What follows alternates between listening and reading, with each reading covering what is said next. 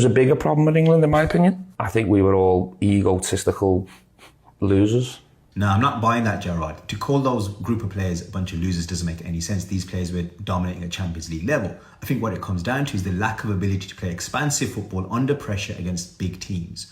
England have always struggled within the midfield region. So if you look at that Gerrard Lampard midfield, it didn't make any sense from a balance point of view. You needed someone who's going to sit, but also bring the ball out from the back. We lacked a Makelele type figure. We had Hargreaves in there, but Hargreaves should have played with Scholes, with one of Gerrard and Lampard ahead of them. That would have been a more balanced midfield. Likewise on the flanks, we had someone like David Beckham playing there who can't really beat a man, and he was past his prime. He was just in there purely because of his fame element.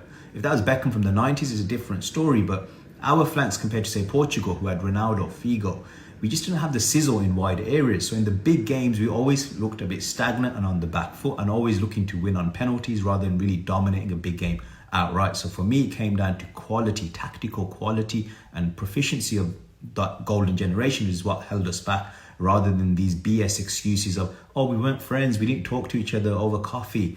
I'm sorry, but Real Madrid, Barcelona, these players were at each other's throats. They hated each other, yet they won Euros, World Cup, Euros.